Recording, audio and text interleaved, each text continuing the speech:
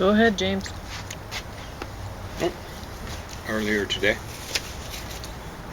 we're talking a little bit about illiberal education. As I was saying the other day, it should really have been titled Illiberal Miseducation. The subtitle, The Politics of Race and Sex on Campus, dates in 1991. No one's done basically anything about these horrible issues, and in fact they've got worse, way worse. And then Revolt of the Elites, published as I recall in 1995, subtitle, The Betrayal of Democracy. So this guy's talking about, it's not his formulation, about the revolt, the revolting revolt of the globalists in the so-called Western world, particularly the United States. And so those would be the mainstream Republicans. I'm not talking about the populists who've largely taken over the Republican Party, the Trumpists and stuff like that. And then he's talking about the Brahmins. Those would be kind of like a priest-like class who've commandeered the educational system, not just the university, but particularly. Yeah, we've got them around. But particularly the universities. And though they style themselves as being right-wing and left-wing, they're both right-wing, they're both corporatist, and there's lots of corporatists around there. There's almost no people who actually believe in individualism, individual freedom. The corporatists talk a good or bad game. They say they believe in individual freedom, but no, they believe in the freedom of they themselves to trample on the rights of everyone else. When I say trample, I'm using that figuratively. So we've got other corporatists.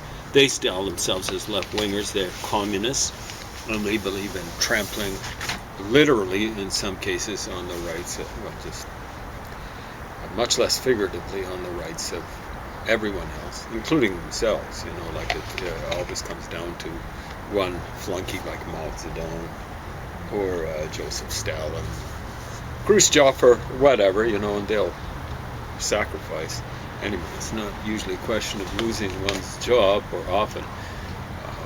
It's often a question of losing one's life if you get in their way. And it's not you that necessarily is deciding to get in their way. They decide. If you've got a guy like Joseph Stalin, if he's just afraid of you, and he's apparently quite paranoid, then you're getting in their way, and they will kill you. One way or another. I mean, sometimes it's a bullet in the back of the head or in the neck, but sometimes it's just you're sent to a slave labor camp. Yeah. So it's basically a death camp. In Siberia, former Soviet Central Asia. So we're just surrounded by, you know, the social democrats today believe that socialism trumps democracy, I'm afraid. And there are very few of them, like me, who believe that democracy should trump socialism. In other words, if it comes down to a question of which, you know, like where there's going to be a problem with one dominating, it's got to be democracy. So you'll get, I run across at least one person when I go to them that since democracy trumps socialism, or should socialism.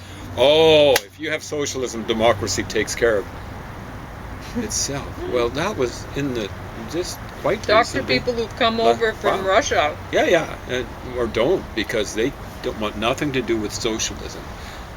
They've seen it in action, and or from any, you know, from China. Most people that have, or from Vietnam. Most people who've fled these regimes absolutely cannot stand socialism.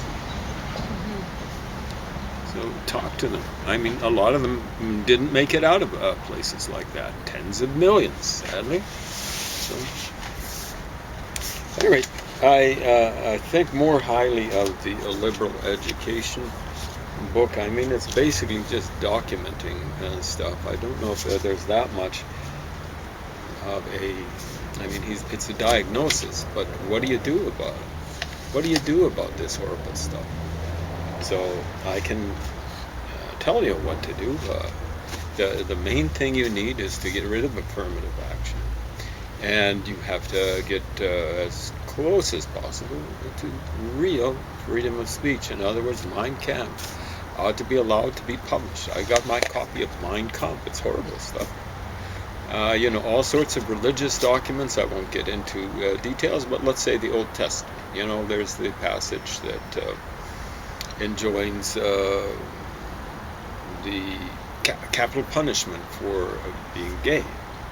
So yeah, funny story. I actually bought that copy of Mein Kampf at a Salvation Army book sale. It was like I thought 10 books for a buck or something. Yeah, I thought it was mine, but no, it's I bought yours. it. No, it's for you. Oh, I don't there care. we go. Like, I who don't wants care to have about that, politics stuff. Yeah. But somebody had ripped it in half. Like they were putting it in the garbage box. Well, they didn't want to put it out even to sell it. That's why it's all ripped up. So that it's hilarious.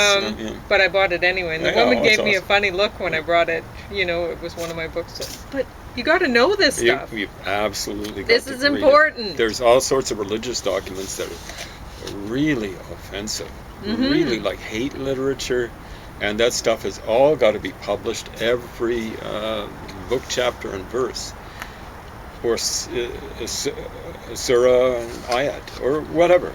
And so if you're donating books, watch out to one of the like Christian or other. Bibles other for Missions, Salvation whatever. Army. If you're donating books to the those sorts of charity thrift store places, then expect that they throw out books that they don't think are appropriate for other people to read. Yeah, and it's their standards, not anyone else's. So. If you're thinking, textbooks, this will be great. I have these textbooks. They were really expensive, and somebody might be able to use them. Nope, they go in the garbage. Textbooks. So think about that. Maybe put them in a little leave a book, take a book box that's around. You wouldn't believe how many textbooks I got. The university.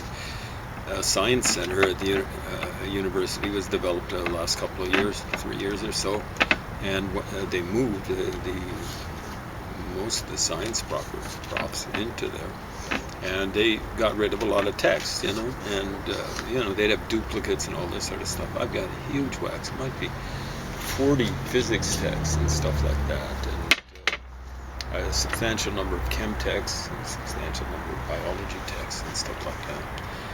And I benefit from them, but like I say, they had duplicates and so on and so forth. They get them for free from the publishers. And honestly, of all the books that the Salvation Army employees might think are not appropriate, Mein Kampf, that's really, I can see why that got ripped in half and thrown in the garbage box. I can see, but can't understand. But no, I don't. I don't think books should be garbaged. I don't think they should be destroyed. It's people need to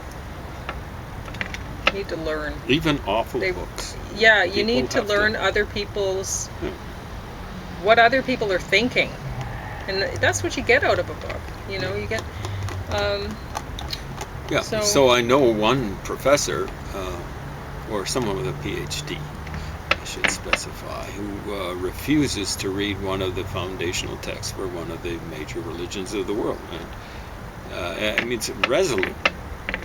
He refuses because he doesn't, because it's ignorant. It's ignorant. It's full of ignorance. And I'm going, you've got to know how much ignorance there is. And in all of the religious texts, and or texts having to do with belief systems, like the Nazi stuff, you have to know about the communist stuff, and you have to know what sort it is and how bad it is well, how serious it is. So that when a person says that to me, and like Good. it was like virtue semaphoring. I refuse to read ignorance, something that it's like an expression of it's hyper hypocrisy, because it's ignorance itself, ignorance of, Yeah. I don't know, close to the worst sort. Yeah. Proud of being ignorant Yeah, of something. exactly right. No, like I Like, say, that's not really, virtue signaling. It's no. virtue semaphoring, which is basically doing the equivalent of getting up on a hill and like doing the semaphore thing, like the Beatles on the Help album. HELP, except I'm so intellectually superior that I'm virtue. ignorant, that I maintain ignorance. I don't have to read that stuff, because this is the person that's been telling me that because he teaches at a university level, that he's at a grad school level knowledge of Islam, and people can say whatever they want. What I'll be doing is asking university professors who don't come from Islam, an Islamic background, what would you take a fellow professor who has no background in Islam? And I'll be asking, this would apply to Buddhists, or Buddhism and Judaism and Christianity and whatever. Would you take a fellow professor who had no background in these sorts of things, merely because they have taught Muslim students or Christian students or Jewish students or stuff like that? Would you take them at the grad school level? But I don't know if it'd ever come to that, because I'd say, would you let them take introductory Islam or Christianity, introductory, just on the basis of them being professors and having taught Muslim or Christian or Jewish students? And what I'll be doing is I won't be encouraging them. I think anybody can take introductory levels. Well, what I should say is take something, I was getting it wrong, something beyond the introductory level. Yeah. Like give them credit. Yeah, that makes more sense. Sight unseen. What I said didn't make any sense. No. Kind of getting distracted by these horrible I know, flies. there's so many. They're what I call spit It house was, flies. yesterday I made fish, Yeah, and it was like a mass of black Yeah. over top of the lid of the Yeah, I didn't grill. even see that. That would have really been disgusting. It was, they really wanted that stuff. Oh, of course. Anyway, yeah, like being given credit for the first level, no. And I'll be writing down like where I'm guessing what they'd put, and hopefully it's an educated guess or something like that, and I'd be surprised, maybe not shocked, if they said no, they'd have to start right at the level. So I won't even have to ask, like, are they at the grad school level? So yeah, I know a professor thinks that, and even more, or someone with a PhD, even more shocking, shall I say, someone who teaches, I've been told grade 4s and 5s, but I'm going to give them a benefit of the doubt and say they teach in middle school. Like when I was raised on the religion I was raised on, I've given it up. It was more fundamental than the Baptists, shall we say. And it's apparently derived from baptism, the Baptist faith. And I don't know if I'd really be able to tell. Like if my teachers asked me, like, what's this, that, and the other thing about your religion, I don't know if they'd learn that much from me when I was in grade 4 or 5. Well, no, it's absolutely ridiculous when people even say, mid-school. I teach these people, so I know what they're like, or whatever. I know Well, what they're their talking religion about the religion, knowing what Because- they're like is a different matter, Yeah. and stuff like that. I mean, I But, remember yeah. being a teenager, and there was a girl that she was raised Hindu, and I didn't know. I thought everyone from India at that point was Hindu. I did not understand at all. And I understood a little bit because I knew a little bit about Jainism. So I knew that some people were, and I knew that Buddhism came from there. So I knew a little bit, but I didn't realize that there weren't Buddhists there anymore. There was a lot that I not didn't many. know about India. Yeah, not many. Yeah. There'd be some, and there's been maybe Sure. a bit of a resurgence there. but it's not what it used to be. Yeah. So anyway, what? So there was this girl that I knew, and she was really nice to me always, and I liked her very much. And one day I said to her, why don't you go for this other guy? He was from India too, because she was talking about how she had an arranged marriage, and she didn't know if she wanted to go through with it because she's never met the guy, and this and that, and he's in India. And that's in Canada, yeah. and that shouldn't be allowed. And so I was like, well, you could always get a divorce, which I don't know if they can. So I'm just, not knowing anything, talking to her.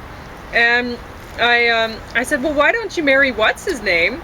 Because he's from India too, and you know him, and he's really handsome now. He got muscular and this and that and whatever.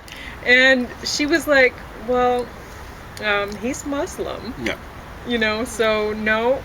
Yeah, it wouldn't work out. A lot of people I didn't don't know. realize, He was always nice to me too. even grown-ups, that I didn't realize it until relatively recently, like 20 years ago or something like that.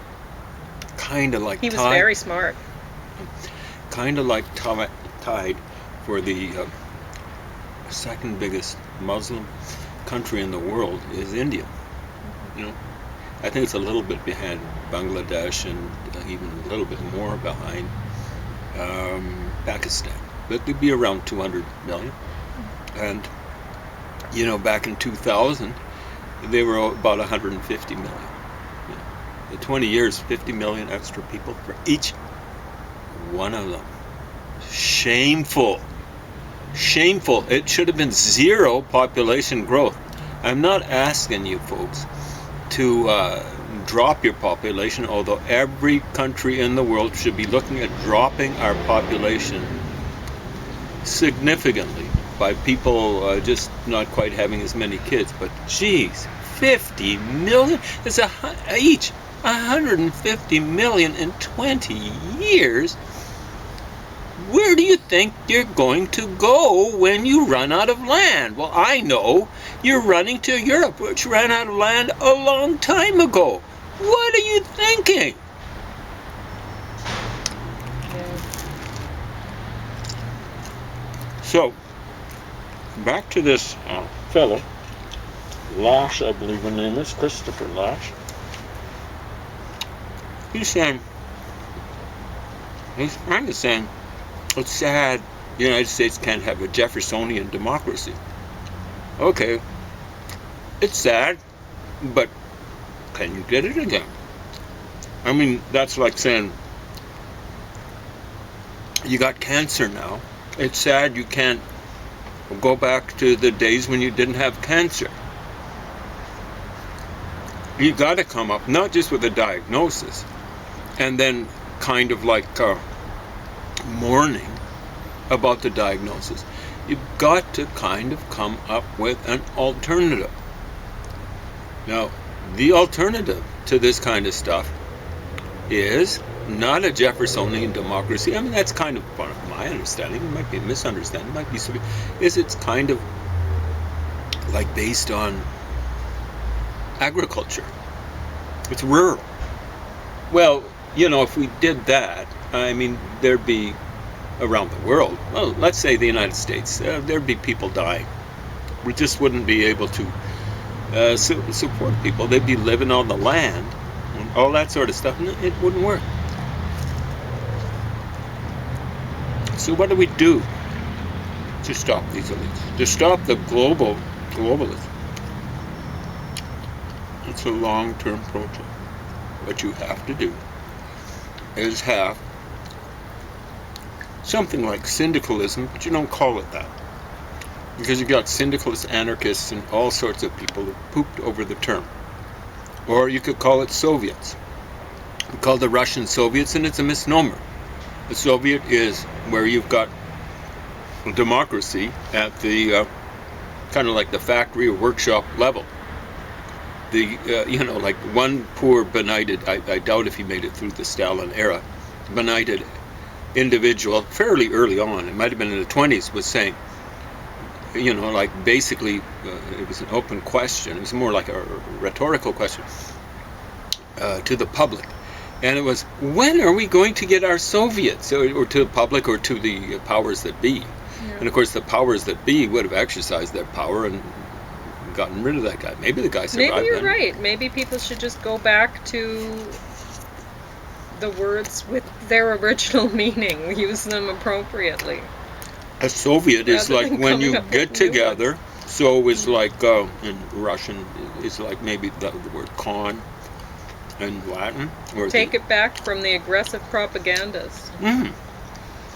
So they made sure that they didn't have democracy at this kind of level, right? They made sure to have their little coup that subverted the original revolution in 1917. And before the Mensheviks took their time trying to set up a democracy, and they delayed having elections. They scheduled elections, and the so-called Soviets, the Russians, the commies, made sure to have a revolution. It was really a coup, a second revolution, really a coup. Before that, they knew they'd lose in a democratic, fair and square election. They knew they'd get trounced. So, and they made sure that they didn't have Soviets, like real Soviets, where people would get together and decide what was going to happen within a business enterprise. They made sure. So, you know, like that's what we should be aiming at, is another level of democracy. It's not just for business enterprises, for anything larger than a nuclear family. If there's money coming in and going out, then it should be set up on democratic principles. And so that would apply to business enterprises and apply to a religion. If a religion wants to be universal, and that's what Catholic means, then the dude heading it up. Are you listening, dude? Yeah, because Mr. honestly, Pope? I've wondered about whether religious figures should be allowed to go to prisons. I mean, death row. You got to take somebody's, it would Confessions be, or whatever. It would be unfair not to let. But otherwise, they shouldn't be allowed. They shouldn't be allowed in, because you really have to wonder. Since, well, anybody who's learned anything about Martin Luther and stuff like that, I mean, it's been a long time, but you really have to wonder about whether they're meeting up with people in prisons and going, well, I realize you're not going to change, you're very aggressive and whatever, but, so many Hail Marys and Daddy wants a new big Pope hat or whatever, so pony up, we'll put you on the payroll sort of thing. You might have a job once you get out, being a mafia head or worker or something like that, and you just take your confessions and you donate a little money and all's good, right? You don't know what's going on. So you gotta wonder about these people who are going into prisons. Are they trying to get new suicide bombers or new whatever, or I don't know. Or just flunkies. Yeah, maybe I'm way out of line. No. I don't know. But I'm just wondering. It shouldn't be allowed. It doesn't seem appropriate to me. If prisoners want to get together, and if they're a bunch of Catholics, have a little Catholic service, that's okay. Yeah. But they shouldn't be allowed to get a flunky. No.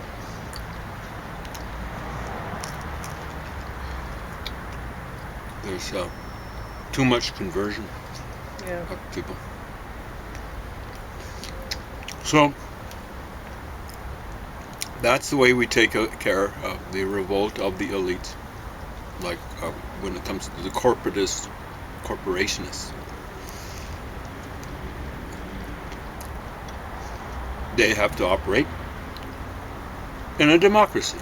So that'd be another level of democracy. What anarchists don't understand. Some of them are syndicalists. They believe basically in only having, like a democracy at that lowest level. Mm-hmm. The trouble is, like you've got cities. Yeah.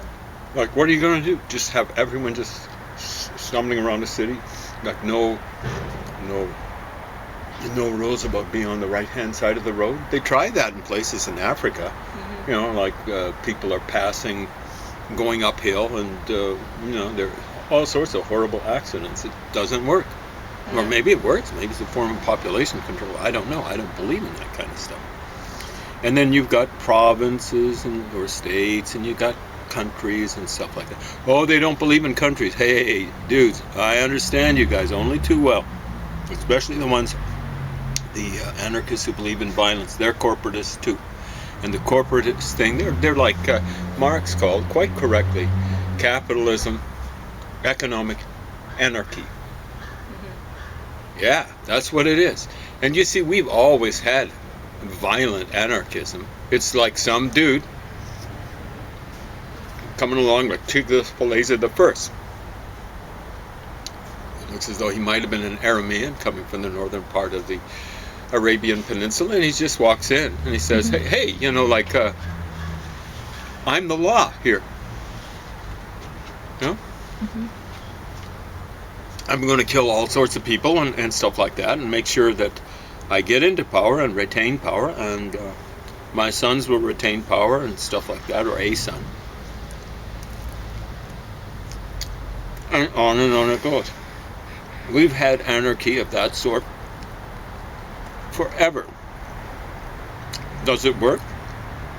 Ultimately, not even for the anarchists, the kings, or whatever. No, I mean, you think about how well the Caesars did and stuff like that. Well, yeah, I mean, that was closer to anarchy. Poisoning because each other all the time. the average so-called emperor imperator, I believe is what that really is in Latin, but someone who gives commands. They didn't last as long as the average ruler, king, or emperor in other traditions. And I think it's because there was not this sense of legitimacy. They were kind of pretending they were still something like a democracy. They were never more than something like a democracy before the empire was found. So there was no legitimacy in the sense of, hey, you know, like, my son has a right to succeed me.